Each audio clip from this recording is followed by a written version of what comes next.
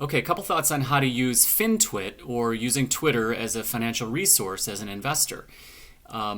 There's a lot of crap on Twitter. Everybody knows that. And it's also kind of a place to get outraged about whatever's happening in the media.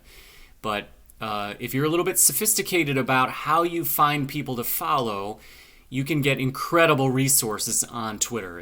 There's an enormous number of genuinely insightful people there worth following. And instead of giving you specifically people to follow, which I may do in a future video, I want to give sort of two rules of thumb to use to find people worth following.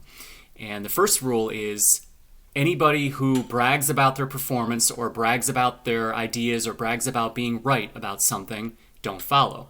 And also, look for genuine insight. So you want to, whenever you see someone offer a thread on a given industry or a specific tweet about, say, a given stock, ask yourself, is this genuinely insightful? And if it is, then not only use the information, but follow that person.